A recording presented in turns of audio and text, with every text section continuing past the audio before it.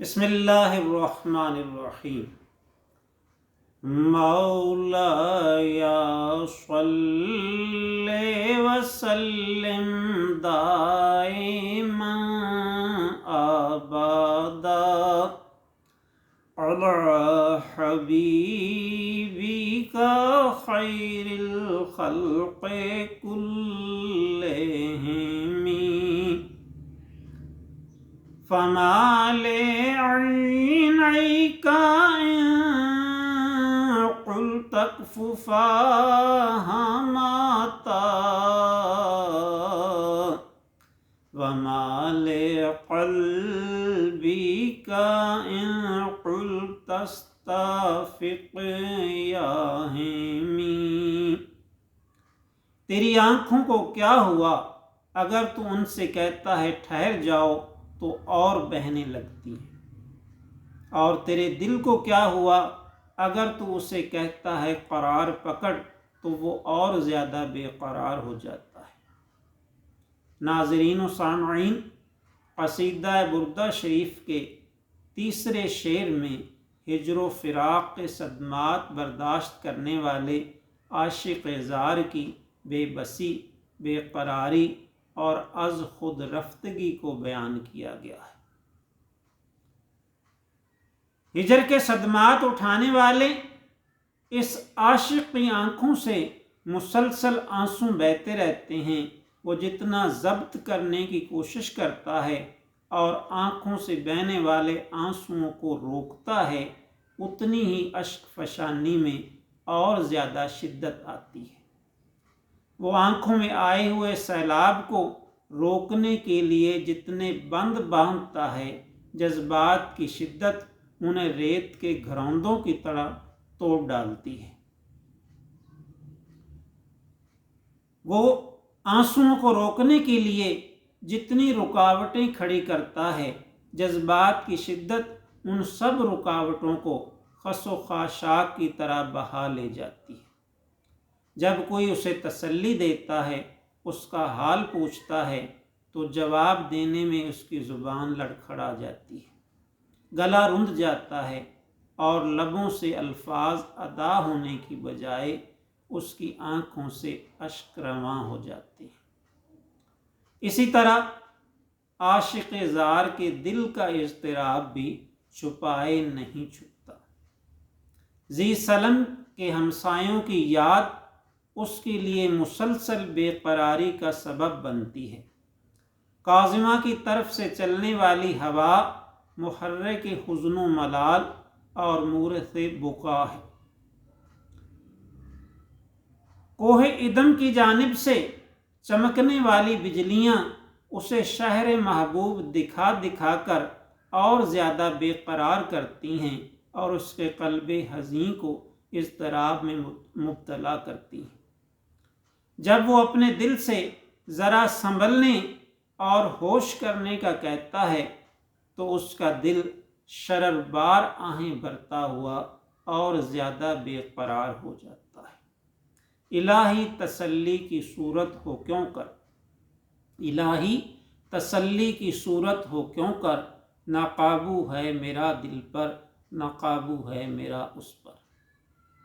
آنکھ وہ اچھی ہے جس میں حیا کی چمک اور وفا کی دمک ہو، جو طوطا چشمی سے مبرہ اور بے حیائی سے منزہ ہو، جو خوف خدا سے روتی ہو اور راہ خدا میں جاگتی ہو، اللہ تعالیٰ کی بارگاہ میں عاجزی سے جھکتی ہو۔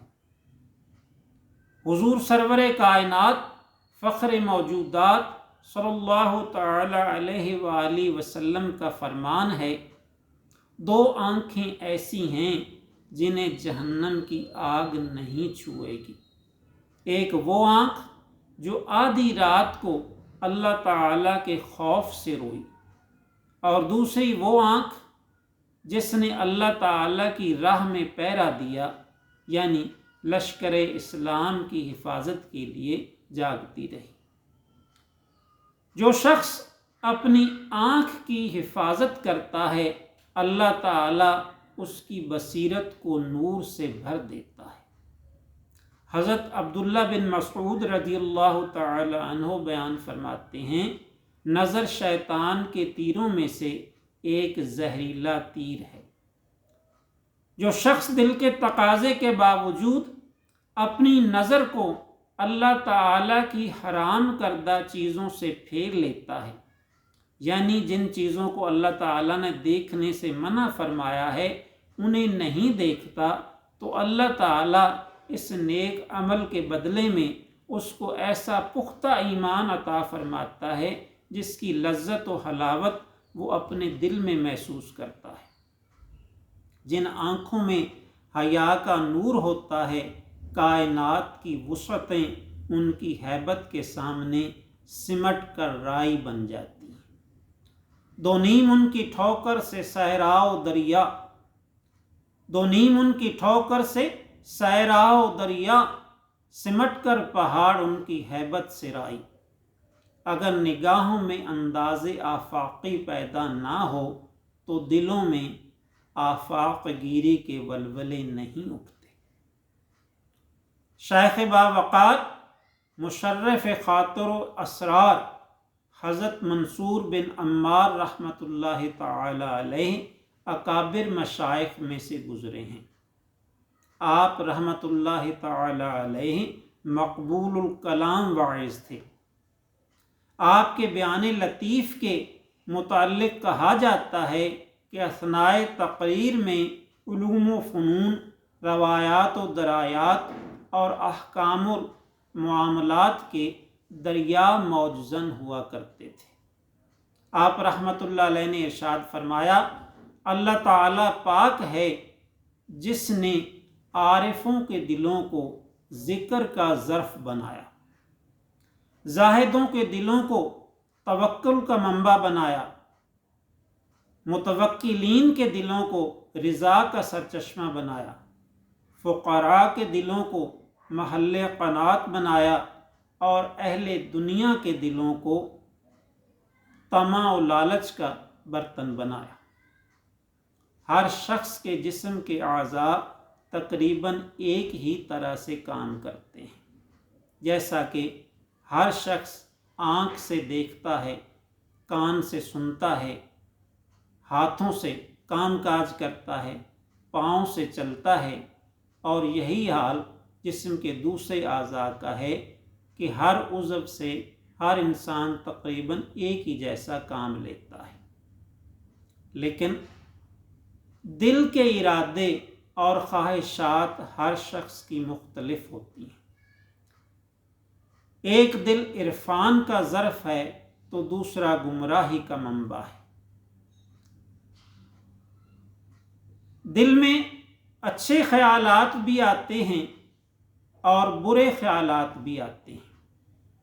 اچھے خیالات رحمانی الہام ہوتے ہیں جن کے لیے ایک فرشتہ مقرر ہے، اور برے خیالات شیطانی وسوسے ہوتے ہیں۔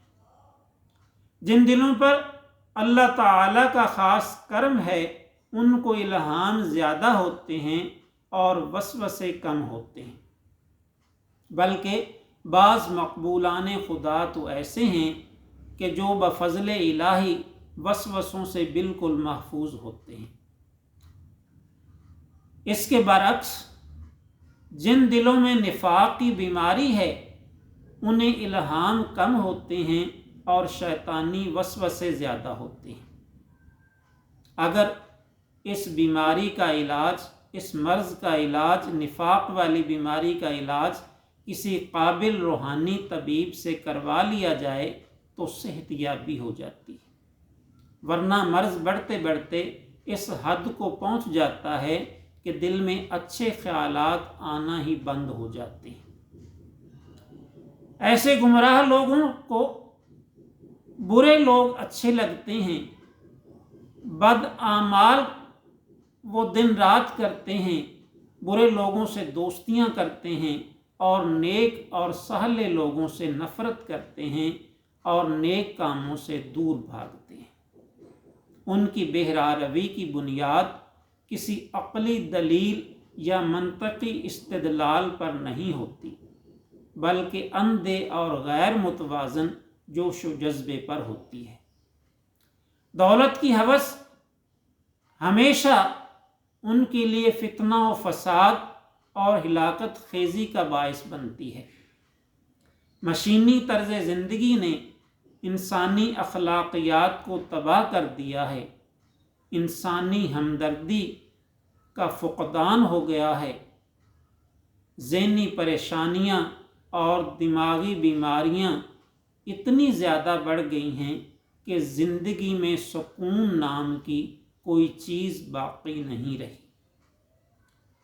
گناہوں کی دلدل میں پھنس کر دل ظلمت کدے بن گئے ہیں، یعنی ظلمت کے گھر بن گئے ہیں، اندھیرے کے گھر بن گئے ہیں، اور جب ایسی حالت ہو جائے تو سمجھ لیں کہ دل کی موت واقع ہو جاتی ہے۔ دل کے لیے موت ہے مشینوں کی حکومت، دل کے لیے موت ہے مشینوں کی حکومت، احساس مروت کو کچل دیتے ہیں آلات۔